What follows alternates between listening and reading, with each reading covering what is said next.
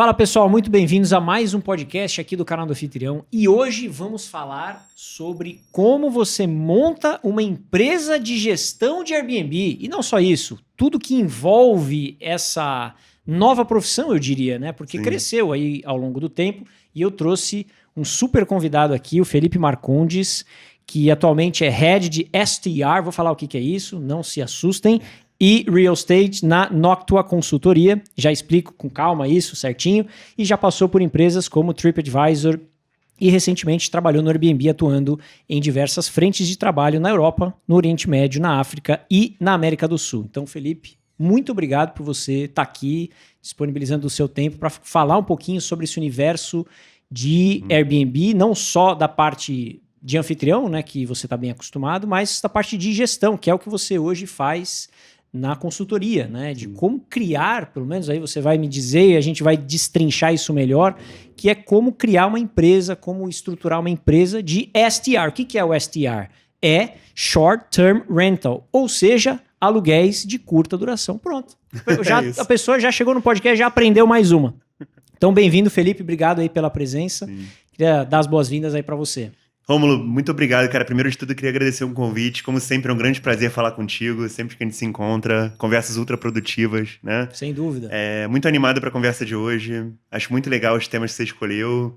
Coisas que me marcam mesmo, né? Que eu gosto muito de falar a respeito, que a gente estava falando antes, né? Se deixar, o podcast vai até 11 da noite.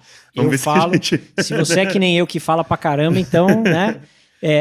A gente se conheceu, inclusive, né, até para abrir esse assunto, a gente se conheceu num evento promovido pelo Airbnb só para gestores, né? Como você vê isso? Porque inicialmente o Airbnb não começou com um quarto, aquela ideia toda, tal, e de repente tem lá um evento que o próprio Airbnb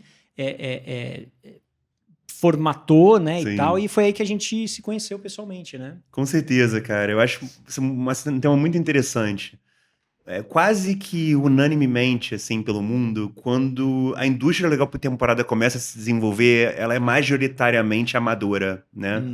Então são pessoas que têm um imóvel extra, ou que viajam muito e querem rentabilizar as suas residências, né, enquanto estão viajando, ou que tem um quarto sobrando na casa, enfim, são pessoas ali que não são profissionais do turismo ou profissionais da hospitalidade, têm suas profissões do dia a dia, mas que usam isso como uma fonte de renda extra, né? E com o desenvolvimento e com o crescimento do aluguel por temporada em relação ao PIB de turismo, por exemplo, você vê um movimento de profissionalização na indústria. Que é recente. Que é recente, exatamente. Recente aqui, né? É um movimento que já existe aí há muitos anos na Europa e nos Estados Unidos, né? Que são os mercados mais desenvolvidos no momento para aluguel por temporada. Então ele se balanceia aí quase de igual para igual em número de unidades entre profissionais e amadores, né, nesses mercados mais desenvolvidos. E o Brasil ele ainda está bem atrás nessa curva de crescimento e amadurecimento do mercado. Profissionalmente falando. E eu usaria até dizer que pelo nível, né, pelo percentual de importância de aluguel de tempo por temporada no PIB de turismo, o Brasil deveria estar mais profissionalizado do que ele está. Então eu acho que existe grande espaço aí para as empresas, para o crescimento, para a indústria. Eu acho que a gente está num momento muito interessante, sabe? Mas você acha que essa falta de maturidade seria devido ao quê? A falta de conhecimento dessas pessoas? Porque o Brasil é um país muito pujante, né, nesse mercado, né? Por que você acha que ainda a gente precisa amadurecer mais? É tecnologia? É um conjunto de fatores? Por que você acha que... Olha, tem diversos fatores aí, né? Alguns macroeconômicos, alguns mais microeconômicos, né? Começando pelos macroeconômicos. O custo de capital aqui é muito alto. Juros, né? Juros, né? A taxa de juros em geral. Você buscar dinheiro para investir no Brasil é muito caro. É muito alto, né? Então, quando você quer investir no imóveis e montar uma operação dessa, você tem que entregar um retorno ao investidor extremamente alto, considerando que a gente tem CDI altíssimo, que a gente tem taxas altíssimas em geral, né, de retorno de investimento. Então, isso faz com que seja mais difícil você montar inventário e você construir uma base de inventário e que você dependa muito de investidor que acredita na indústria. Assim, tem muito bem competidor aí ao aluguel por temporada nesse sentido, com um yield muito seguro e muito claro. Tá? Que então, fora é mais fácil. Fora é muito mais fácil, né? Você vê a taxa de juros, você pega os países mais desenvolvidos do mundo, elas ficam aí entre quase 0 e 6%, vamos dizer, né? Enquanto aqui, enfim, acima de 10 há muito tempo. Sim. E para um imóvel ou um Sim. conjunto de imóveis chegar nessa rentabilidade, tem que dar uma suada boa para que entregue essa taxa livre de juros, vamos dizer assim. Que é mais fácil, senão o cara pega o dinheiro, bota num tesouro, né, um CDI, que está ali, a Selic, por exemplo, e não tem o risco todo que é construir toda uma operação, né? Tem que pedalar muito, cara. Tem que pedalar muito para entregar um retorno bom para esse investidor. Esse é o primeiro fator que eu acho que é relevante aqui. O segundo fator que eu acho relevante em geral, né? Você pega, por exemplo, a Europa e os Estados Unidos, a maior parte dos prédios que saem, casas que saem, são no esquema que eles chamam de build to rent, ou seja, construir para alugar, tá? Então, a incorporadora ou construtora, a empresa constrói um prédio e não vende as unidades. Ela aluga as unidades, tá? Tipo o que a MRV vem fazendo, por exemplo. Algumas empresas... Está começando a nascer essa indústria no Brasil, é muito incipiente, tá? Algumas empresas, inclusive dos Estados Unidos, estão vindo para cá, começar a explorar. Então, está começando a nascer. Mas lá é um mercado imenso, imenso. E aí tem dois fatores. A maior parte da população vive nesse tipo de empreendimento e, além disso, é muito comum você alugar apartamento imobiliado. Tá? E a gente vai entrar em qual a dificuldade aqui. Primeiro, os incorporadores eles não constroem para alugar. Em geral, eles constroem para vender. E a venda desses imóveis pré-custos de construção financiam o projeto. Então, você chega numa situação onde tem um prédio e cada apartamento é de um proprietário. É muito mais difícil você montar uma operação versus um lugar onde todos os apartamentos são de um proprietário. Você monta uma operação inteira de uma vez com uma ligação, entendeu? Então, isso gera uma certa dificuldade ali. Além disso, eu acho que o pior de tudo, na verdade, nesse caso em geral, é o que a gente chama financeiramente de CAPEX, tá? Que é um capital que você tem que investir para melhorar o ativo. Né? E o CAPEX, nesse caso, é mobiliar o apartamento. O investidor ele comprou um apartamento pensando no aluguel tradicional, né? No investimento de aluguel tradicional. Geralmente, para quem não sabe como funciona, geralmente vem no contrapiso, né? Muitas vezes. Tem projetos novos que já vêm ali com piso e tal. E aí, o que acontece? E aí que você fala para ele é o seguinte, você bota para eu rentabilizar esse imóvel para você, mas... Você tem que botar mais, sei lá, 50 mil reais para comprar ar-condicionado, sofá, cama. São coisas que não estavam na conta desse investidor. Então, esse movimento, esse CAPEX, né, que é o termo financeiro para isso, ele é um grande impedidor para essa indústria aqui. Que é algo muito mais simples por dois motivos lá fora. Dinheiro é barato, então é fácil pegar um empréstimo, é barato e é altamente acessível o dinheiro. E 2, boa parte dos apartamentos já vem mobiliada, então não existe necessidade de investimento adicional de CAPEX. A própria construtora já entrega ele mais bem acabadinho, né? Não, ele entrega com todos os móveis e ele constrói para alugar, não para vender. Entendeu o que eu tava te falando? Ele constrói para alugar e você já entra, né? Eu tô falando uma parte. Sim. E depende da categoria. O alto luxo, ele vem vazio, você bota lá o móvel que você quiser, mas geralmente, por exemplo... profissionais jovens, estudantes e tudo mais, em geral, especialmente nos maiores centros urbanos, alugam mobiliário lá. É uma tendência que está começando a nascer no Brasil, né? E é uma indústria que se chama multifamily, né? Então a gente está começando a criar essa criação dessa indústria multifamily no Brasil. E nos Estados Unidos é uma indústria multibilionária, com várias empresas abertas na bolsa, com um inventário a nível... Isso gera uma capacidade de criação de inventário de aluguel por temporada e profissionalização que aqui é mais difícil. Mas, como quase tudo na vida, né? O Brasil não é para os fracos, né? Pois é. Eu acho que tem muita oportunidade. Você tem que dar uma remada um pouco maior, você tem que pensar de uma forma mais estruturada, mas é possível, né? Mas isso não tem a ver com cultura? Porque na nossa cultura não tem isso, né? Muito. Tá? Você falou que está se desenvolvendo. Lá fora é muito mais comum, de fato, você ver um imóvel mais mobiliado ou já preparado para isso, né? Porque aqui você pega um imóvel mobiliado para aluguel, geralmente são imóveis pequenos, né? Tipo, é um estúdio, é uma kitnet, né? E tal. Depois do advento do Airbnb, que transformou a indústria completamente, né? Nenhuma empresa hoje é o que é ou se desenvolveu sem a plataforma do Airbnb. Mesmo que você atue em Booking, em outras plataformas... Assim, acho que já a transformação já começou por aí, né? Sim. Eu acho o seguinte, né? O Airbnb, ele traz toda essa parte de marketing e conscientização da existência da indústria, né? Da aceitação da população em aluguel por temporada como uma opção de hospedagem. E aí, obviamente, existem diversas formas de você atrair demanda, né? Uma vez que o hóspede, em geral, geralmente a primeira reserva do hóspede nessa indústria é pelo Airbnb, né? E aí o hóspede, uma vez que ele se acostuma com a ideia de alugar um apartamento ou uma casa, você pode atrair reserva direta, tem várias estratégias para isso. Você pode atrair pelo Booking.com, que vem crescido no segmento, e diversos outros, né? Google VR, né? Tem imensidade de E canais de para fato isso. são muito ainda iniciados, vamos dizer assim. O Google Sim, VR é muito mais fresco, muito mais novo, vamos dizer assim, do sim, que a Booking, do que o sim, Airbnb. Então você não tem um volume, pelo menos, né? Que sim. nem esses canais, ou a reputação nesse segmento especificamente, né? E você, hoje, dando consultoria para empresas, você consegue tentar achar um pouco essa remada mais forte do tipo, Sim. cara, é difícil, de fato, a gente está num mercado muito específico que é o Brasil, lá fora temos isso aqui. Sim. Você faz esse papel de falar, gente, ó, vamos tentar fazer dessa forma, porque você trabalha com essa consultoria, Sim, né? com Como que certeza. você enxerga esse caminho para esse mercado se desenvolver de gestão profissional? Olha, eu acho que tudo começa fazendo conta, Rômulo. Uhum, Né? E muitas vezes você pode ter uma ideia maravilhosa, quando você bota na ponta do lápis, ela não faz sentido. uhum, Então tem que fazer conta, tem que entender. Eu acho que uma coisa muito importante é você entender o mercado, entender as dinâmicas de demanda, entender quando os hóspedes reservam, o que eles reservam, por que eles reservam, o que eles buscam. Né? E a partir daí você pensa se é possível viabilizar um produto que atenda esse público. uhum, Às vezes a resposta é sim, às vezes a resposta é não, né?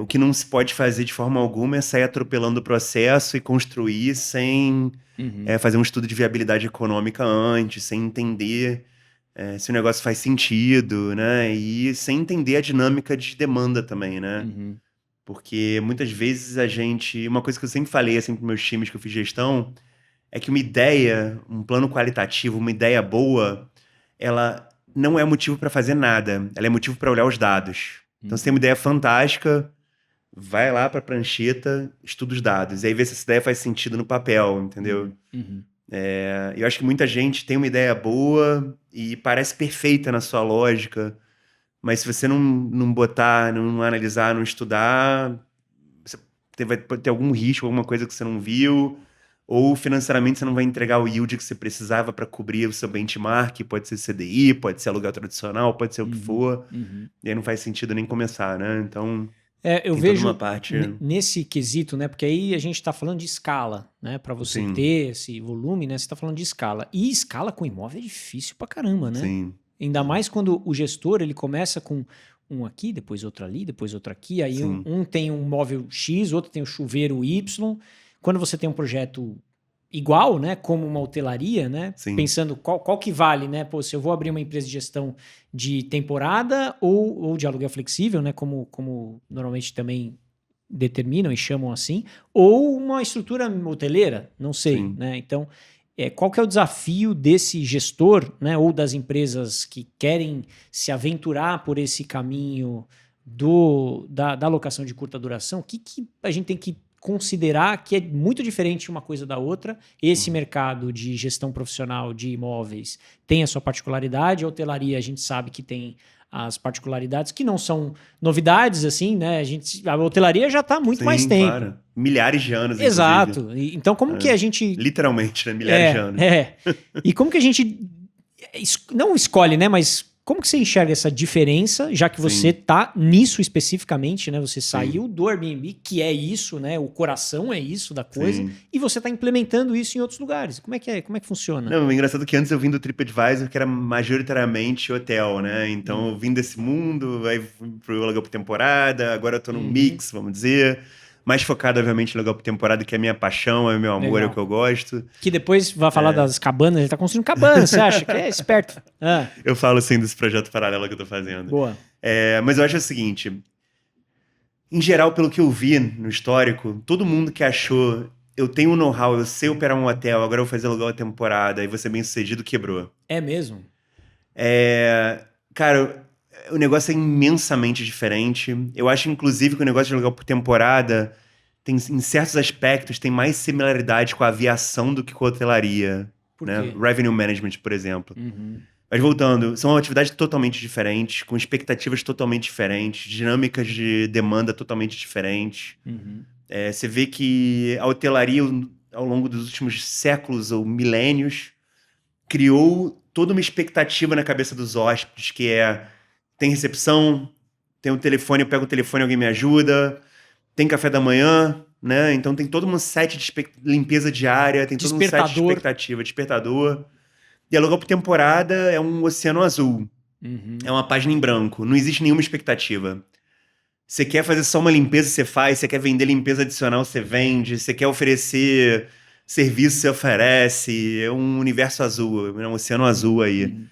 E aí, o que acontece? Por que eu acho que, por exemplo, alguns aspectos são mais parecidos com a aviação do que com a hotelaria? Por exemplo, revenue management, ou gestão de receitas. Vamos pensar qual o problema que um hotel tem em geral com gestão de receitas. Você tem um prédio inteiro, você pode ter 50, 100, 500 apartamentos naquele prédio. Só que, para aquele produto, em geral, é o mesmo público, a mesma dinâmica de demanda, o mesmo endereço, a mesma escala operacional, né? E você faz a gestão de receita com esse objetivo. Qual o grande problema da hotelaria? Nossa, como é que eu encho todos esses quartos sem canibalizar meu próprio preço? Então tem uma dinâmica aí bem delicada. Não é simples, tá? Eu falando que é 500, mas é o mesmo endereço, o mesmo público, parece que é simples, mas não é. É muito fácil você se canibalizar porque você tem muita unidade na sua mão. Vendeu a Tem 500, aí você tá chorando para vender a 200 para preencher. Enfim, tem muito erro que pode acontecer. É complexo. Uhum. Mas agora, o aluguel por temporada tem outras complexidades. Que são, por exemplo, para a maior parte das pessoas nessa indústria, apartamentos ou casas espalhados por aí. Uhum. Qual outro mercado tem apartamentos e casas ou equivalente ativos espalhados por aí? Aviação. São milhares, se não dezenas de milhares de rotas, e cada rota tem sua própria dinâmica de demanda, seu próprio público, sua própria estrutura.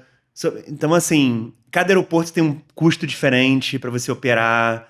Então, o que acontece? Uma equipe local. Equipe também. local. Então, assim, nesse caso, gestão de receitas, eu acho que um profissional da aviação tem muito mais capacidade de entrar correndo, né? De entrar jogando o jogo, do que alguém da hotelaria que tem que se acostumar com esse novo mundo, com outros problemas e outros desafios, outras oportunidades, né? Mas eu acho que, sim, são negócios totalmente diferentes. Eu acho que na maior parte dos cenários eles não competem um com o outro, tirando algumas exceções, né? Eu acho que, por exemplo, estúdios no centro urbano, existe uma competição muito grande com hotel 3 estrelas. Mas, por outro lado, se você quer uma estadia mais longa, você não quer ficar no hotel, você quer ficar num lugar por temporada. Você quer fazer uma viagem a trabalho de 2 dias, a comodidade do hotel é uma coisa maravilhosa. Você descer e tomar um café antes de ir pra reunião. O aluguel por temporada, infelizmente, não consegue te atender. Então, eu acho que cada um tem seu papel social, cada um tem seu papel na nossa indústria, mas são 2 bichos completamente diferentes. Ainda que a própria hotelaria muitas vezes coloque essa demanda, né, de Airbnb, Sim. até como está acontecendo em Barcelona, né? Sim. Então, que é muito louco, porque quantas cidades tem no mundo? Sei lá, Sim. mais de 100 mil cidades, eu imagino. Sim. Não sei exatamente a conta. E quantos por cento dessas cidades, 0,00001, estão tendo problema com isso? Sei lá, Nova York está querendo Sim. mexer, já mexeu um pedaço, Barcelona e tal. Você acha que isso entra mais em complemento ou é realmente não, que a hotelaria fala, não, isso Sim. aí, pô, tá atrapalhando, tá Sim. tirando a moradia da galera? O que você acha? Cara, olha que coisa linda. Agora que eu saí da Airbnb, eu posso dar a minha opinião pessoal. Eu não tô mais Boa. representando a empresa, eu posso dar a minha opinião sincera. Eu acho que isso vem de uma mais pura ignorância, né? E ignorância não confunda com falta de capacidade nem nada disso. Ignorância é simplesmente não entender do assunto, né? Por quê? Você pensa, Nova York praticamente baniu o Airbnb. Desde então, o preço dos hotéis subiu quase 10%. Reduziu a demanda por hóspedes para lá, né? Para visitantes, porque eles não conseguem atender direito, por mais que o preço seja ali em cima. Encheu o bolso do hoteleiro de dinheiro. E o preço dos imóveis, dos aluguéis para as famílias continua subindo. Não Porque resolveu essa o é a problema. desculpa de Barcelona, né? Não resolveu o problema. Você vê que o preço continua subindo praticamente igual. Os hoteleiros estão enchendo o bolso de dinheiro. tá difícil para turista, então assim, não resolveu. Uhum. Deixa eu falar aqui o que eu acho sobre a questão de Barcelona. É uma coisa que as pessoas não pensam por esse ângulo, né? O aluguel por temporada tira moradia, né? De aluguel por longo prazo, tira.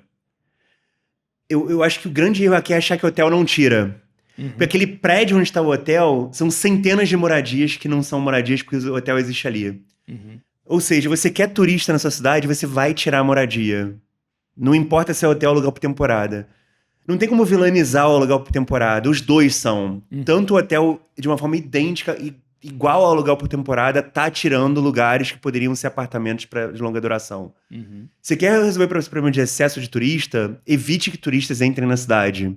É a única forma. Porque, enfim, se as pessoas precisam de um lugar para dormir, e se é hotel ou aluguel por temporada, exatamente da mesma forma você está tirando moradia de longo prazo. Então, assim, eu acho que é focado, é muito criado isso pro lobby hoteleiro. O lobby hoteleiro trabalha muito na ignorância total do povo, né, nesse sentido, e manipulação de políticos, etc. Eu sou muito amigo da galera da hotelaria, cara. Eu conheço muitos deles. Grupos hoteleiros eu conheço todo mundo aí. E essa galera que é estruturada não pensa dessa forma, entendeu? Inclusive até entram nesse mercado Entram de nesse apartamento. mercado, o apartamento, não tem essa visão, eles entendem o papel social do aluguel por temporada, entendem que, cara, beneficia o hotel deles no sentido de que se não tivesse aluguel por temporada, provavelmente o show da Taylor Swift teria sido metade do tamanho, porque a estrutura hoteleira não comportaria. Então, assim, eles entendem a oportunidade. Mas essas associações hoteleiras, em geral, fazem um lobby que é nocivo à sociedade, né? Campanhas de né, informações falsas e criar propagação de ignorância, em geral. Essa é a minha opinião. Mas é o fato, assim, que, cara, se o aluguel por temporada tá tirando uma residência, um quarto de hotel tá tirando da mesma forma. Sem dúvida. E você pega, exatamente o que você falou, eu concordo 100%. Né? Você pega cidades turísticas, Campos do Jordão, Sim. Gramado, sei lá, Porto Seguro. É caro, É porque caro, é turista. É. Então, assim, a desculpa, né, não, que Barcelona, os moradores não estão tendo preços mais baixos por conta da falta de apartamento. Tá, mas tem falta por alguma razão. Porque existe uma demanda muito grande de pessoas que vão até essa cidade e demandas curtas, né? Ou seja, a pessoa vai, fica lá um tempo e vai embora, que nem tá acontecendo na Europa, né? O pessoal tá falando chuva de turista, Veneza não quer mais receber essa quantidade de turista. Não é que não quer, né? É que tem toda a complexidade, de fato, de quem mora naquelas cidades de ter, sei lá, uma dificuldade maior. Ou, enfim, Rio de Janeiro é uma cidade super turística, só que ela acaba, acho que, abarcando um pouco mais porque ela é maior, né? Não é uma Veneza que é desse tamanho, Campos do Jordão que é assim, Gramado que é pequenininho, mas majoritariamente, de fato, para você morar numa cidade dessa, vai ser caro. Porque é uma cidade turística. Fernando de Noronha. Sim. Cara, é isso. Assim, até os próprios funcionários que trabalham lá, né? O pessoal de restaurante e tal. O custo de vida desses funcionários é elevadíssimo. Por quê? Porque é um lugar turístico, né? Sim. E eu acho que, assim, a única forma de impedir... Eu acho que se você quer impedir esse eles chamam de over-tourism, né? Que é turismo demais na cidade... na minha cabeça, tá? E a minha opinião, assim, totalmente solta, né? Eu acho que a melhor forma seria, de repente, impedir que as pessoas chegassem lá. Então, limitar a malha aérea, limitar o número de trens, né? Não tem como você fechar para as pessoas não irem de carro e tudo mais, mas de alguma forma limitar. Porque uma vez que a pessoa tá lá, ela vai querer dormir em algum lugar, ela vai precisar de um espaço para ficar, você vai ter que dar o mínimo de dignidade para a pessoa que tá visitando. E aí que os problemas de turismo demais, exagerado, acabam acontecendo. Você viu aquele negócio que aconteceu no Japão? Não sei se é no Japão, que acho que era o Monte Fuji, que as pessoas ficavam na frente de uma farmácia, de uma loja, não lembro o que era, só para tirar foto, porque bombou aquele ângulo, né, da loja e o Monte Fuji de fundo. E aí o dono da farmácia, do comércio ali, não aguentava mais os turistas indo lá para ficar tirando foto, né? É meio que isso, assim. Acabou virando um ponto turístico e que mexe, né, com a dinâmica local ali, né? E engraçado que às vezes é até um pouco controverso, né? Porque tem cidades pequenininhas que gostariam muito de ter um turismo pujante ali, outras que falam, não, agora já cansamos disso, sai daqui. Como é que vai regular isso, né? Você tem algumas cidades que cobram, por exemplo, taxa de visitação, né? Que você paga ali um dinheiro para entrar, né? E paga por dia, depende muito, né, de cada coisa, mas é complexo, né? Não dá para se resumir, difícil, cara. achar um vilão e, é isso aqui, vamos acabar com isso, né? É muito fácil apontar o dedo, né, cara? Ainda mais quando tem campanha de desinformação rolando. Então é muito fácil falar, a culpa é toda do Airbnb. Não, faltou planejamento, enfim, o hotel tira tanto quanto o Airbnb, ninguém pensa na malha aérea, tem milhões de problemas, mas é muito fácil apontar o dedo pra uma empresa, né? Total. E assim, cara, Airbnb, sei lá o quê, Booking.com bota tanta gente quanto, Expedia bota tanta gente quanto. Porque é um meio de reserva também, né? Exatamente. De locação. Pois isso aí. E o que eu vejo, né, até para pegar um pouco essa coisa do pequeno, né, porque aqui no Brasil começou assim, né? Sim. Você pega o pequeno, eu, por exemplo, ainda sou pequeno, mas você pega grandes empresas assim, o cara começa com 1 imóvel, 2, 3, daqui a pouco ele tá com 10, 50, 100, 500. Como que você enxerga esse crescimento? Talvez faça parte dessa maturidade que ainda tá rolando, né? Ou seja, grupos grandes vão começar a fazer isso de uma forma maior, de uma vez só. Ou você acha que a iniciativa ela vem sempre do cara pequenininho que vai crescendo, de repente ele está com 2 mil, 3 mil, 5 mil, né? Que ainda, não sei qual que é a empresa que tem mais imóveis e mesmo que tenha muito imóvel, é muito difícil controlar e é muita operação. Como que você enxerga esse crescimento, né, dos anfitriões pequenos para se tornarem gestores profissionais, que é um movimento que está acontecendo cada vez mais, né? Você vê que tem milhares de profissionais no Brasil e a grande maioria deles cuida do próprio condomínio ou dos imóveis do prédio ou né, foi expandindo a partir daí. Tem muita gente, né, e a gente tem que dar valor a essa galera que não tem ambição de ter 5 mil. Tá feliz com seus 20 ali, faz um excelente trabalho. Cara, eu lembro que quando eu tava no Airbnb, tinha um anfitrião que eu gostava muito deles. Eles só trabalhavam em Ipanema, iam de bicicleta, não queriam crescer o inventário e a coisa que dava tesão na vida deles era entregar um serviço de absoluta excelência. E não queriam sair dali, porque ele falou assim, não, se eu sair de Ipanema, que eu vou de bicicleta elétrica aqui, eu vou perder o que eu quero fazer da vida, que é dar uma, né? Então, assim, eu acho que cada um, né, decide o que quer fazer aí e segue, né? Eu acho que um grande perigo de crescimento é crescimento sem planejamento. Foi como a Kasai quebrou, por exemplo. Né? Cresceu adquirindo ativos em que o custo de aquisição era maior que o lifetime value, né? Ou que o valor do ativo. Então, simples. Mas eles estavam comprando unidades? Não, eles estavam, às vezes, alugando... Sublocando, né? Arbitrando entre o mercado de longo prazo e o mercado de aluguel de curto prazo. Só que, às vezes, pagando caro demais para priorizar crescimento versus... Além de fazer contratos, assim, com outras empresas, etc., que eu achava, talvez, um pouco esquisitos, assim, no sentido de... paga caro demais e coisas do gênero, né? Então não tem... E achando que um dia ia vir a onda de receita que ia resolver, quebraram, né? Eu vi muitas empresas quebrando assim, né? Ou por falta de serviço, ou por achar que você pode pegar o serviço hoteleiro, meter na hotelaria e achar que vai funcionar, geralmente, ou quebra também. Mas geralmente é por falta de planejamento, por falta de estratégia, por falta de estrutura que a pessoa quebra. Qual orientação você daria, assim, por exemplo, para essas pessoas que estão crescendo? O que é esse planejamento exatamente? Atuar numa área específica, não querer sair matando cachorro a grito, vou pegar um ali naquela cidade, depois eu pego na outra, ou os perigos que guarda esse crescimento, né? E você fala, ó, evita isso aqui, se for fazer, tem que pensar muito bem antes de fazer tal coisa. Você está em São Paulo, você vai pro litoral? Calma, pensa direitinho como que você quer fazer, não sei, tô imaginando aqui a partir da minha experiência, né? O que você enxerga que é importante, assim, esse planejamento ser organizado? Eu acho o seguinte, cara, se não entende de finanças, faz sociedade com alguém que entenda de finanças. Isso é chave. Para você não entrar na armadilha de, por exemplo, não fazer uma análise de viabilidade econômica antes de pegar ativos ou entrar no mercado novo. E aí chegar numa situação onde quanto mais você cresce, mais você tá cavando a própria cova, porque cada casa nova tá te colocando numa estrutura de custo em que a receita nunca vai cobrir, né? O custo fixo começa a aumentar muito, né? Não só o custo fixo, né? Que você pensa que você vai ter ganho... Você pensa assim, muita gente pensa dessa forma. Agora, com 10 casas, eu tô perdendo dinheiro. Mas, quando eu tiver 100, eu vou ter ganho de escala. E o ganho de escala vai baixar meu custo abaixo da minha linha de receita. Então, meu P&L vai funcionar, né? Só que nessa indústria isso é um pouco complexo, porque cada casa é uma casa, cada dinâmica é uma dinâmica, e muitas vezes, se você não montar uma operação bem estruturada, a tua linha... Geração de ganho de escala é muito difícil, e você pode até ter perda de escala, no sentido de... Você pega, por exemplo, o litoral norte de São Paulo, né, versus Miami Beach, né, ou outros lugares do mundo. O litoral norte de São Paulo é um lugar absolutamente maravilhoso, com uma dinâmica de demanda fantástica, corredor direto de São Paulo, não depende de avião, não depende de trem, é lindo, né?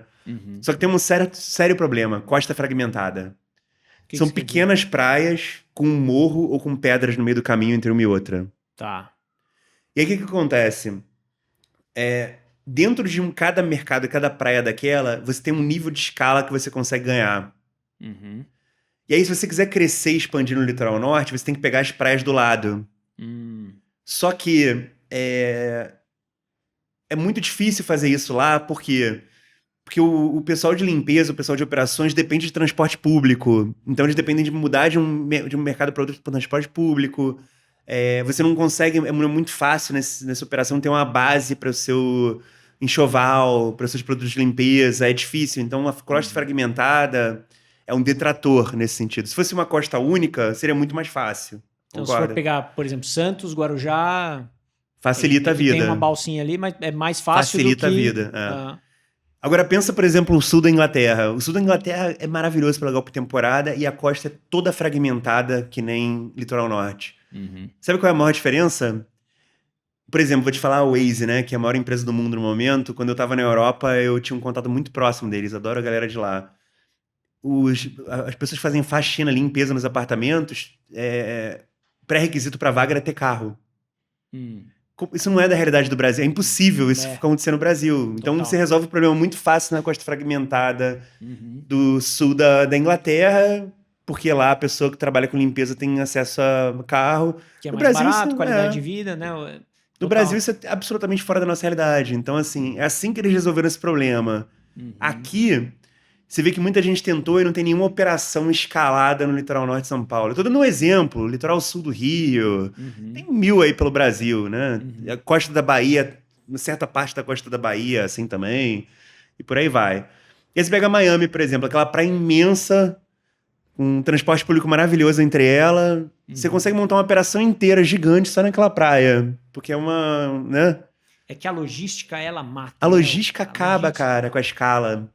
O ganho de escala, quanto mais você deveria pagar menos, né? Porque você tem ganho de escala. Mas se você não pensar de forma correta, a logística vai matar teu ganho de escala. Total. É muito complexo, Você conhece cara. o Judson, do Copan? Não conheço. Airbnb no Copan. Ele conheço. tem 60 imóveis no Copan. Ganho de escala absurdo. Esse cara sabe o que tá fazendo. O Judson gravou... Me apresenta pra ele um dia. Pô, com o maior prazer. O Judson, super... O trabalho do cara é incrível. Posso te falar mais? O Copan, você conhece ali o prédio. Conheço, né? claro. Ele tem apartamentos fantásticos, assim, com vista do 40º andar e tal. Sim. Sabe o que ele fez? Embaixo do Copan tem aquelas lojinhas. Sim. Sabe o que ele fez ali? Suporte ao hóspede. Não. Judson. Não, Esse é o cara. Não, e a gente gravou uma masterclass com ele. Por quê? Sim. Ele consegue manter 4,97 estrelas de avaliação. Por quê? Meu, deu um problema no apartamento? Você tem uma equipe aqui. Puta, precisa entrar mais cedo? Cara, deixa aqui a sua mala. Se chama ganho de escala. O cara criou uma operação que gera ganho de escala. Ele deve entender de finanças. Pequeno, né? Eu digo assim, pequeno naquele ecossistema do prédio, né? Porque às vezes a gente fala ganho de escala, a gente tá falando de centenas, não necessariamente, milhares de imóveis, né? Então acho que se souber fazer a escala nisso, é difícil pra caramba, né? Nessa parte de temporada. Mas não necessariamente você precisa de centenas de imóveis. Vamos pensar no caso do Judson que você tá falando, né? Pensa que num apartamento dele, vamos fazer um chute aqui, totalmente hipotético, tá? Depois o Judson vai me corrigir se eu estiver errado e provavelmente vou estar. Digamos que uma pessoa demore 2 horas para limpar um apartamento. Se todos os apartamentos estão no mesmo prédio, dentro de um dia ela limpa 4 apartamentos. Exatamente. Se tiver 3 prédios pro lado, ela consegue limpar 2 ou 3. Então você não precisa de milhares de unidades para ter ganho de escala. Ele consegue ganho de escala. Se tiver 10 apartamentos no mesmo prédio, você já tem um ganho de escala absurdo. Total. É exatamente isso. Então, entendeu? A gente hoje terceiriza a parte de enxoval e arrumação, né? Então, Sim. a gente trabalha em vários endereços, né? eu sou bastante pulverizado em alguns aspectos, mas em outros eu tenho uma operação mais concentrada. Então, tem prédios que eu tenho 10 unidades aqui, 10 unidades ali, 10 unidades ali, e eu tenho vários picadinhos, né? Que foi o crescimento natural, orgânico que eu tive, né? E aí, o que eu acredito muito é em atuações locais. Então, por exemplo, vamos supor que eu tenha 10 imóveis naquele bairro. Eu prefiro contratar uma empresa local ali, porque eu tenho um ganho de operação, porque eles já vão estar ali, e um desconto também, porque o custo de limpeza também ele começa a ficar mais alto justamente por conta dessa logística. A mesma equipe, por exemplo, que está no mesmo prédio, ela cobra menos, né? Então a gente tem, por exemplo, inclusive uma aluna nossa que se desenvolveu e criou uma empresa de limpeza. Ela tem 60 apartamentos no mesmo prédio, só que ela faz limpeza só naquele prédio. E ela tem, sei lá, centenas de check-ins por mês só naquele prédio. Né? E aí eu consigo, nesse caso, nesse prédio tenho 10 unidades, eu consigo ter um custo menor, ela consegue me entregar uma qualidade maior por um preço mais barato, que ela ganha competitividade do que uma outra empresa que atende vários assim, né? Então, é achar essa conta que é muitas vezes complexa, né, numa operação. Não, nesse caso é perfeito, né? Você ganha, ela ganha, o proprietário do apartamento ganha, o hóspede ganha, um ganha-ganha total para todo mundo, é lindo. Esse tipo de sinergia, assim, é a coisa mais maravilhosa. E como você vê isso para empresa grande? Porque Eu você acho que deve atuar muito nisso, né? depende muito de segmento, inclusive, né? Que você pensa, por exemplo, é muito mais fácil atuar dessa forma em alto luxo. Por quê?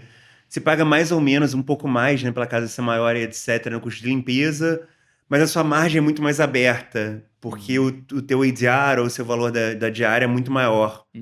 Então, a margem mais aberta, o valor da reserva maior, faz com que você possa perdoar um pouco mais essa perda ou esse... Então, assim, é um segmento que provavelmente tem mais espaço para você brincar, entendeu? Porque pelo próprio dinâmica de diária, né? De valor de diária versus estrutura de custo. Enfim, então tem várias coisas aí que podem ser feitas, várias estruturas que podem acontecer, várias parcerias. Eu acho que quem quer ser bom em tudo, geralmente não funciona. Então, adoro essa ideia aí da sinergia. A pessoa que se especializou, vamos fazer a limpeza mais eficiente possível, e eu vou fazer a gestão mais eficiente possível. Juntos os dois, o negócio funciona. Total. Imagina você fazer o podcast, a gestão da tua empresa e mais a gestão de uma empresa, de sei lá quantas pessoas que fazem arrumação, entendeu? Não dá. Aqui a gente terceirizou porque, de fato, é uma outra microempresa, né? Uma empresa de gestão de temporada, ela tem várias microempresas dentro dela, né? Se você internaliza a sua gestão de limpeza, você tem, coordenar essas pessoas, vai ter que comprar produto, vai ter que armazenar, como é que vai fazer a lavagem do enxoval? Vai internalizar também, porque aí já é uma lavanderia que você tem internamente ainda, né? Você já tem o serviço de limpeza. Que tem empresas especializadas, né? Você pega uma Parafuso, né? Que já tem, né? As meninas, claro, é outra coisa, mas eu digo, tem empresas específicas, né? E você bota a lavanderia, você vai internalizar ou você vai terceirizar? Aí você tem manutenção, você vai internalizar ou você vai terceirizar? E é muito fácil, quando você tem um prédio, claro, você bota tudo ali, que é a vantagem da hotelaria, né? Você pode, inclusive tem hotelaria que terceiriza a lavanderia, né? Você tem ali a governança, né? Que é a própria estrutura e você terceiriza certos aspectos ali. Então, como juntar o melhor dos dois mundos entre a operação consistente ali e a não concentração daqueles mesmos leitos no mesmo endereço, né? Que é você trabalhar com várias unidades, né? Então, um dos meus clientes teve uma ideia que eu achei bem legal, Romulo. Por exemplo, pessoal de hotelaria que começou a pegar apartamentos em volta dos hotéis. Porque aí a pessoa que faz a diária, né, que limpa os apartamentos, já tá ali, vai andando, limpa, volta. Tem uma base de estrutura para enxoval, produto de limpeza. Mas você tá falando que o hotel que está fazendo essa gestão de outros apartamentos. De outros apartamentos em volta do hotel, porque ele usa toda a estrutura do hotel para facilitar a operação dos apartamentos em volta. Então ele maximiza. Eu achei assim super legal a ideia, sabe? Você acha que a escala, então, pensando nisso, ela tá numa escala local, do tipo, se o cara quer crescer, se você como consultor, você falaria para ele, você tem aqui uma estrutura, tenta crescer de dentro para fora, não de fora para dentro, né? A cidade, o que você acha? Você acha que... Acho que não existe receita de bolo, Rômulo. Eu acho que cada um tem seu objetivo, sua estratégia, seu caminho. Não necessariamente um tá certo ou outro tá errado, contanto que a conta feche no final. Total. Então eu vejo gente bem-sucedida que pega, no mínimo, uma certa quantidade de apartamentos por prédio e só trabalha assim. Eu vejo gente bem-sucedida que tem diversos apartamentos em lugares diferentes, na mesma cidade. Eu tô numa empresa agora que, cara, apartamento pelo Brasil todo e tá voando, entendeu? Então depende muito, assim, da pessoa entender o que faz, ter um bom plano, ter um plano sólido.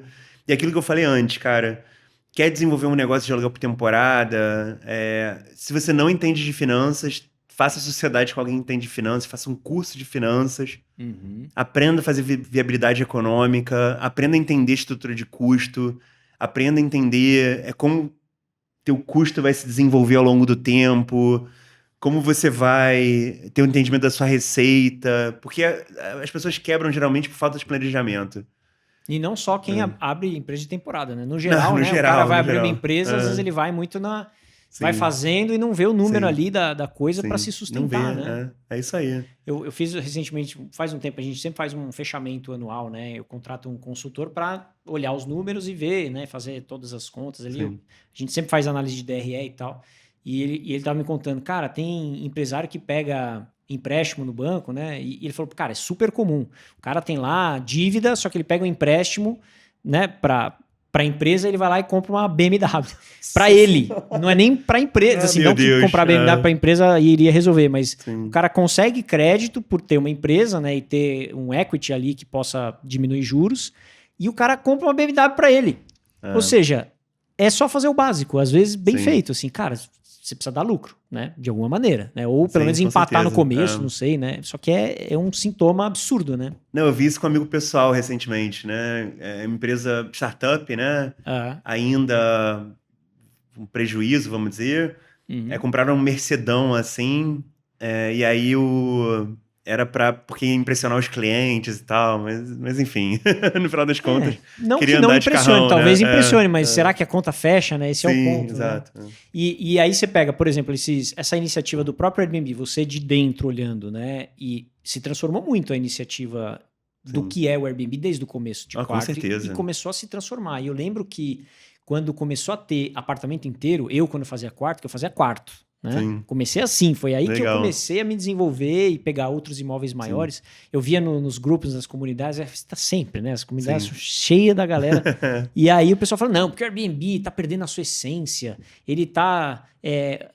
porque antes era só gente de quarto, né? Aí começou a ampliar para apartamento inteiro. Aí o pessoal começou a falar, não, o Airbnb está nos traindo, os anfitriões pequenos, aqueles caras que meio que pavimentaram a história do Airbnb e tal. E agora a gente tem gestores, né? E nem sei se era um plano do Airbnb lá no começo, de repente se tornou, cara, realmente tem empresas se desenvolvendo nisso. Como que você enxerga essa transformação, né, da coisa? Cara, eu não falo mais o nome do Airbnb, eu vou dar minha opinião aqui, pessoal, tá? Eu acho que o Airbnb nem planejou para os profissionais. Tipo assim, nossa, isso aconteceu, agora de alguma forma a gente vai ter que lidar com isso. Eu acho que foi assim que começou o trabalho do Airbnb com os profissionais. Total. Isso é que eu acho. O pessoal pode, né? Enfim, as pessoas são muito saudosistas, assim, né?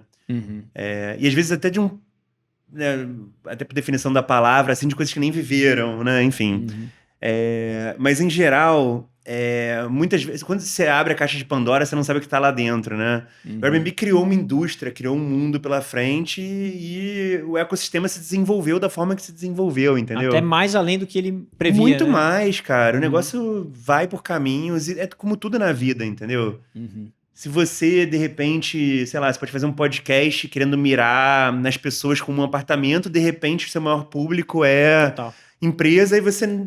Né? E você vai fazer o quê? Você vai começar a atender essas empresas. É aquela história, apontar, preparar, atirar e apontar. Porque você atira e... Peraí, onde é que vai cair isso aí? Aí caiu no negócio e fala, cara, funcionou muito bem. Não tô dizendo que é uma desculpa pra você fazer qualquer coisa, sair atirando pra tudo quanto é lado. Mas depende muito do mercado que você tá atuando, né? Então, eu vejo que realmente é um desenvolvimento que está acontecendo com vários anfitriões que pegam 1, 2, 3, 5, 10, 20, aí o cara tem um negócio na mão. Né? E eu não sei como os hotéis hoje estão vendo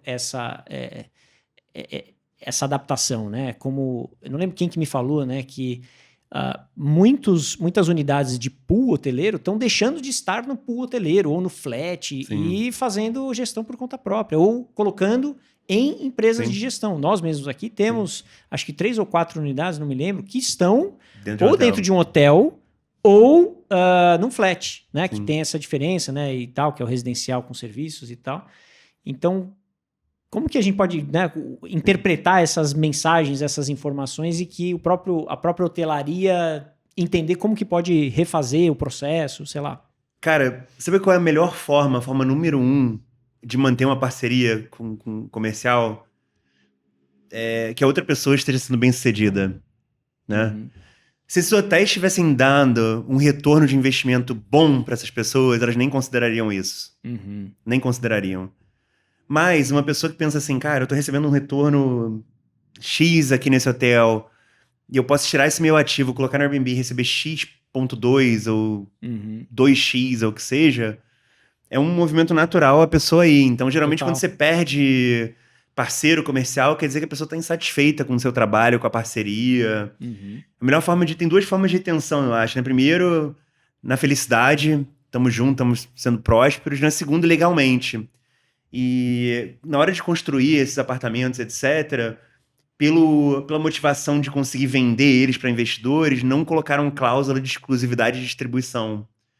Então, hoje em dia, eles não podem impedir que as pessoas façam isso, porque eles não colocaram em contrato no começo cláusulas de exclusividade de distribuição. O hotel não pode fazer nada a respeito, entendeu?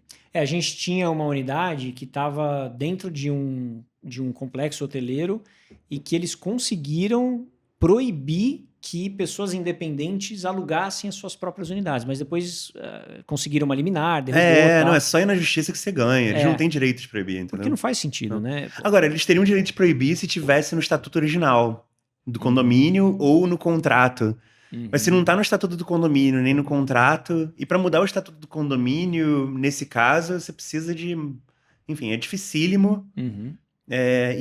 Enfim, você assinou o contrato com uma pessoa, você só vai mudar o contrato se a pessoa quiser, né? Você não tem como enfiar o contrato na goela de ninguém. Total. Então a pessoa pode falar, eu proíbo, né? E o juiz vai falar, não proíbe não, entendeu? E você, você tem experiência da parte até do anfitrião pequeno, né? Que você fez também, alugou sua casa de Jundiaí, agora está investindo em projetos de chalés e tal. Tô investindo em um também, que é na montanha, a gente vai montar ali um projeto muito doido. Como que é o seu lá e por que você optou em fazer isso? Cara, é muito legal, né? Eu vim transferido, né? Eu tava no Airbnb na Europa, aí eu vim transferido pra cá em setembro de 2019. Nessa época, minha irmã, ela morava num estúdio no Campo Belo. Eu falei, vem morar comigo e vamos botar teu estúdio no Airbnb. Porque eu queria também usar o produto, eu queria ver as coisas, né? E eu entrei nos bastidores, né? Ali, Não, eu entrei nessa jornada, cara. Eu lembro, muito engraçado, né? Parece uma piada até, né? O cara trabalhou 6 anos no Airbnb em cargo de liderança, parece uma piada. Mas eu lembro a primeira vez que a gente virou Superhost, eu e minha irmã, a gente ficou muito feliz, João. Tipo assim, caramba! Que legal. É bem legal, né? A estrutura, o projeto é bem legal, né? Foi bem interessante, bem legal essa época do apartamento da minha irmã. Depois da casa de Jundiaí, a gente deu uma moral, foi legal lá também. Agora eu tô com um projeto de Paraty, né? Então eu e meu primo compramos um terreno e a gente tá construindo 10 chalés em Paraty. Enfim, construindo, aguardando licença do sei lá o quê, aguardando o projeto aprovado. Se você acha que a prefeitura é lenta aqui, imagina em Paraty. E aí vai começar a obra, daqui a 2 anos você me chama de novo e falo sobre o meu projeto de Paraty. E você comentou, claro, você se sentir confortável em falar, né? Que você montou o produto certo no lugar certo, né? Como que você enxerga isso? Que você entende, não, eu acho que esse produto é um chalé e são 10. Por que 10? Podia ser 6, ou podia ser 15, por que 10? E qual tipo de chalé? Ou é uma coisa que você fala, não, eu vou deixar aqui porque a gente tá fazendo ainda, né, é uma ideia e tal, enfim. Tá, 2 coisas aqui, né? Primeiro, tem que ter alguma vantagem ter liderado toda a equipe de supply ou inventário do Airbnb na América do Sul por 4 anos, né? Então uma coisa ou outra ficou de informação. Então, mal ou bem, eu sei quais são os segmentos em Paraty que tem demanda não atendida. Eu sei, tipo assim, as amenidades são procuradas, as dinâmicas de demanda. Essa parte aí já vem pela minha experiência profissional passada, tá? O número 10 é engraçado isso, né? Eu ia fazer 8 no começo. O Pedro, que é meu sócio na Noctua, ele fez uma vez um estudo de viabilidade econômica para pousadas. E ele chegou no número que, para pousada, geralmente começa a ficar interessante economicamente a partir de 10. Aí ele me convenceu nisso, né? Ele falou, Felipe, cara, eu acho que pela dinâmica que você está fazendo, não é uma pousada, não tem, mas você tem espaço no teu terreno, investe mais uma grana, faz 10, eu acho que faz mais sentido. Eu acho que você começa a ter umas vantagens de escala que você não teria com 8. E o Pedro é muito bom nisso, né? Ele tem toda uma formação de viabilização de projeto, né? De todo esse entendimento. Ele é um dos melhores caras aí de planejamento econômico que eu conheço, né? E eu segui o exemplo dele, segui a dica dele e botei 10 no projeto. E aí tem o formato da coisa, Sim. né? Cabana, por que não Chalé? chalézinho, Chalé. Às vezes, por que não cabana? Sim. Ou por que não um outro tipo de construção? Sim. Seria por viabilidade, seria por preço, seria por desejo das pessoas, porque cabana virou um negócio. Sim, né? Chalé sim. também tem, cada um tem ali container, né? Cada um criou ali uma estrutura e um entendimento de que não, pô, vou botar um container no campo, né? Por que você decidiu que essa seria uma construção coerente, assim? Vamos lá, né? Alguns fatores aqui. No bairro onde eu comprei esse terreno, eu só posso construir no máximo 2 andares com uma certa altura, tá? E eu tenho que deixar um espaçamento, se não me engano, de 6 metros nas margens, nas bordas do terreno. Então tem algumas limitações ali de zoneamento. Algumas limitações de zoneamento, tá? Eu só tenho 2 andares. E aí, o que acontece? Eu queria que cada unidade tivesse um certo nível de privacidade, com uma churrasqueirazinha, uma coisa do gênero. E aí eu podia fazer uma construção mais predial, assim, de 2 andares, mas eu optei por fazer chalés de 2 andares. No sentido de, em cima tem o quarto, uma suíte, alguma coisa... Eu fazer 2 de 2 quartos e 8 de 1 quarto e sala, então vai ter diferença, não vão ser todos iguaizinhos, né? Não, vão ser 2 de 2 por enquanto, né? Eu ainda tô conversando com a arquiteta, 2 de 2 quartos e 8 de quarto e sala. Mas aí fica o quarto em cima, suíte em cima, sala, cozinha embaixo, cozinha americana. Eu acho que ela entrega essa situação de privacidade. Do lado tem uma praça com uma quadra de tênis pública. Então, pelo andar, você consegue ver a montanha, porque não tem como construir nada do lado, é no segundo andar. E aí todas as unidades têm esse segundo andar com a varandinha no quarto, ou seja, tem essa vantagem da vista em todos os chalés, por mais que seja só 2 andares. Então tem uma série de fatores aí que me levaram a tomar essa decisão. Eu acho que é o que maximiza a experiência do hóspede e o que atende melhor a dinâmica de demanda que vai para aquele lugar, para aquela região e aluga esse tipo de ativo. Legal, essa experiência que você falou, né, que puxou do seu contato, né, com o inventário, etc. Porque quando eu te conheci, eu sempre entendi você como head de supply, né? Supply e inventário é a mesma coisa. Não, digo, é só para as pessoas entenderem o que você está falando, né? Porque o que esse papel, né, faz? Ele estimula um mercado que, opa, peraí, aqui não tem tanta acomodação. Como é que a gente estimula isso? E como você passou por vários lugares do mundo, inclusive, né? Na Europa tem, acho que, uma dinâmica X, uma cultura de busca de acomodações mais exóticas. Estou inventando, tá? Não sei. Bom. E o que no Brasil, assim, você começou a ver que precisava de Não, ali tem... Porque tem cidades que quase nem tem. Outras que tem muito. Como que é como que era, né? Esse desempenho de trabalhar com isso e como que isso trouxe essa bagagem para você transmitir isso e falar assim, ó, para você que tá vendo, que é gestor, cara, isso aqui fica ligado nisso, fica ligado naquilo. Porque tem insights que são muito valiosos, né? Bom, eu poderia falar sobre isso durante uma semana sem parar, com pausas para ir no banheiro e tomar água. Dito isso, vamos tentar falar em uma frase. O papel é balancear a equação de oferta e demanda do lado da oferta. Então a gente tem indicador de demanda, a gente sabe em quais áreas tem ocupação alta demais. Ocupação alta quer dizer que tem muito hóspede, pouco anfitrião. Ou que os anfitriões que estão não estão atendendo aquele público específico. Você pode ter uma ocupação muito alta para pet, porque a maior parte tem muito apartamento, mas eles não estão aceitando pet. Então você quebra isso de 1000 vezes, mas a mensagem é balancear a equação de oferta e demanda do lado da oferta. Então você tem que achar oportunidade no sentido de onde minha oferta está defasada e trabalhar para corrigir isso. E aí você pode corrigir de várias formas, né? A Fernanda teve essa ideia genial aí de fazer esse evento em setembro para os anfitriões profissionais, porque ela bota todo mundo na sala, ela explica toda a dinâmica, vocês se conhecem, etc. E dessa forma, por divisão de conhecimento entre vocês, por apresentações do Airbnb, etc., as pessoas tomam decisões para suas próprias empresas que vão atender melhor a demanda, ou seja, ela está balanceando a equação de oferta e demanda do lado da oferta. Tem programa de comunidade para ajudar a comunidade, e a comunidade fala aqueles clubes de comunidade que você faz parte, a otimizar, a entender quais são as oportunidades que existem. Tem sistema, você entra lá, criaram aquela página de oportunidade no Airbnb que fala o que está mais procurado naquela época. Tem influenciador, a gente fez uns projetos legais de influenciador lá, o influenciador falando o que estava colocando, focando nas palavras e nas coisas, nas tendências que a gente precisava para balancear.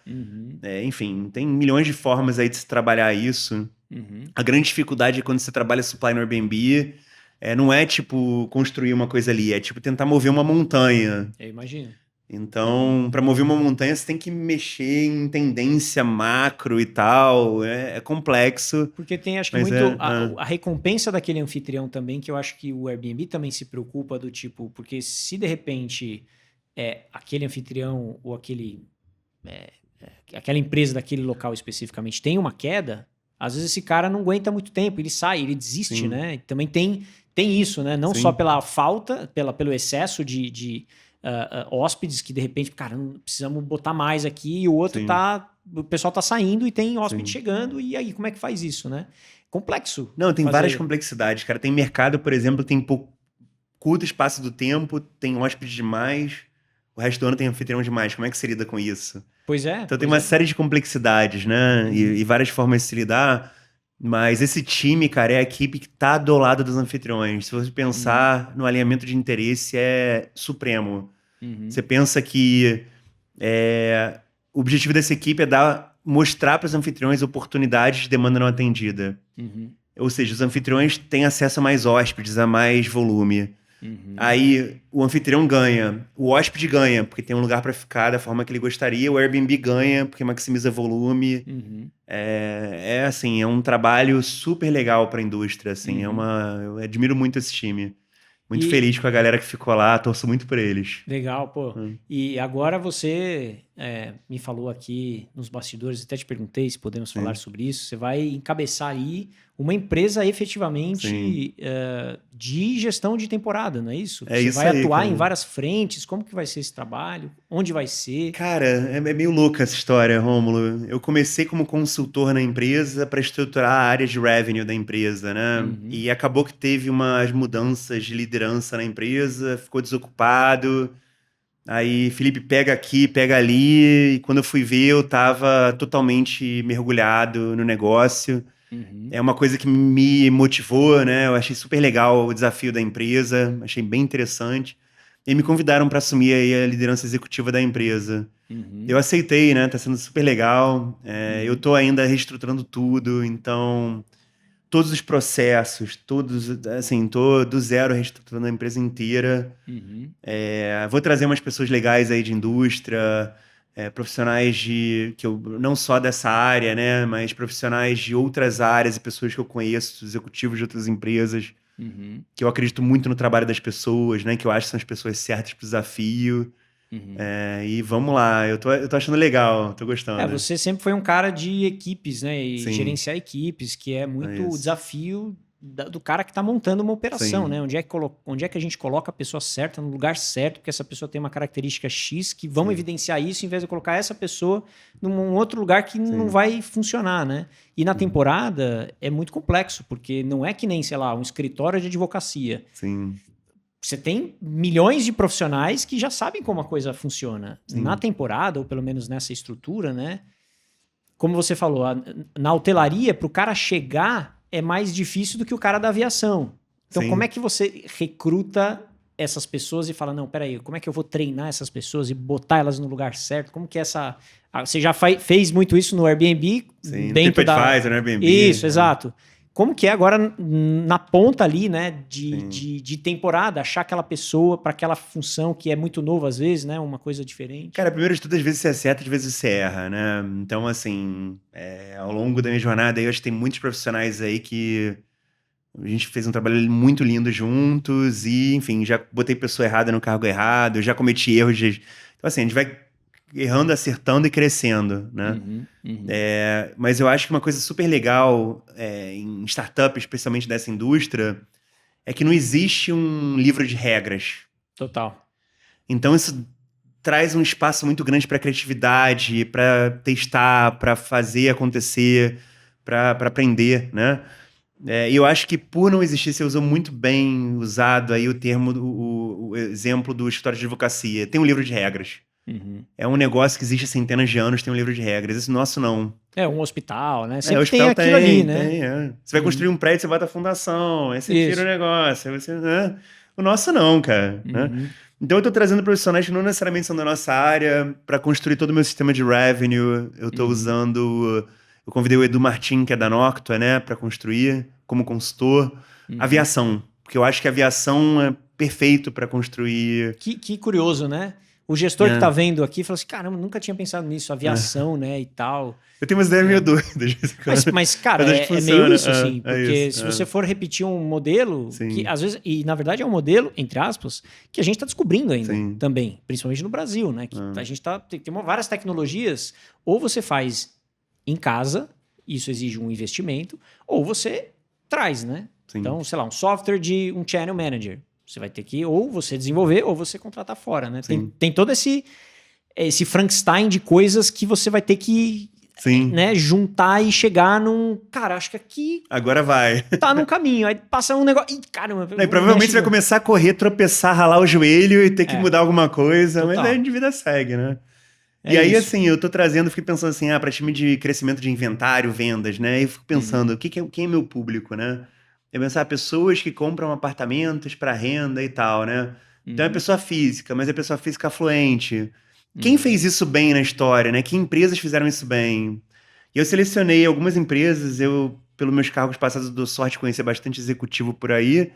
E, cara, convidei uma pessoa ou outra ali que eu acho que vai ser boa nesse cargo, que não tem nada a ver com hospitalidade, mas eu acho que essa pessoa vai ser marketing. Estou conversando com uma pessoa que trabalhou sempre em agência, mas, enfim, ajudou na construção de estratégia e branding de empresas de tecnologia de fora no Brasil, até empresas de tecnologia aqui. Eu acho que é perfeita para esse cargo. Então, vou montando aqui o meu quebra-cabeça e a vida segue. Agora, vai dar certo, vai dar errado? Uma coisa que eu garanto para você é que eu botei na ponta do lápis, que a gente estudou, tem business plan, tem PNL, que é o que eu acho que é importante. E errar, a gente pode errar, e a gente vai errar. Total. E vai tentar consertar, né? Mas é isso. Eu acho que eu, por exemplo, também na hora de contratar pessoas, de montar equipe, é sempre uma dor, assim, uma dor boa, no sentido de que, cara, espero que esse processo que eu estou desenhando vai funcionar com essa pessoa aqui, e pode funcionar até A e B, depois não funciona, e aí depende do tamanho da empresa, é tipo trocar a roda do carro em movimento o tempo inteiro e cresce, pega mais, e aquele problema que você achou que nunca fosse ter, você tem, né? O próprio Henry Ford, né? Ele fala no livro dele sobre... Ele nunca imaginou ter uma indústria que empregava milhares de pessoas e de repente, cara, tem uns problemas aqui que eu nem imaginei que eu fosse ter, falta de parafuso no processo. Claro, você imagina algumas coisas, mas quando você se depara com a situação, você fala, cara, eu vou ter que parar para pensar nesse processo. Aí você começa a entrar num negócio que, né, você vai ter que ficar revendo o tempo inteiro, né? E acho que esse é o maior desafio do gestor, é equilibrar esses pratos todos, né, e essa complexidade de inventários e de cenários e de áreas de atuação e tudo mais, né. Não à toa a gente fez o treinamento novo de gigantes da temporada, que a gente pega aqueles caras, tem 10, 20, 30, 50, às vezes até mais, e fala, cara, putz, temos um caminho aqui próximo para você bater menos cabeça, porque no começo bate cabeça mesmo, né? Com certeza. Puta, preciso fazer um contrato, né, com o proprietário, que pra gente é meio óbvio, né? Mas pra pessoa que tá começando, começa no boca a boca. Não, deixa que eu cuido pra você, eu vou lá, não sei o quê. Aí começa a desenvolver melhor, começa até, por exemplo, liberdade de preço, né? A gente, hoje aqui, eu falo isso para meus proprietários, olha, preciso ter uma liberdade de preço para eu flutuar.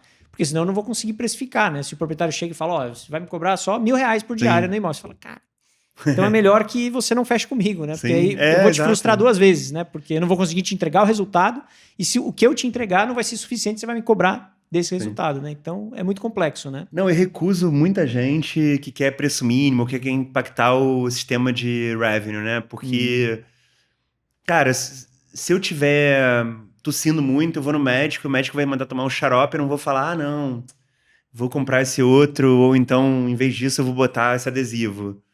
Porque, cara, eu não fiz medicina, né?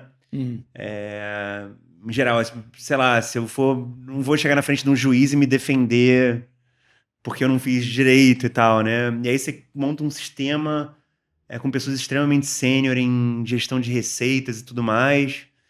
E aí trabalhar com proprietários que têm uma mentalidade do tipo, não, meu apartamento vale tanto.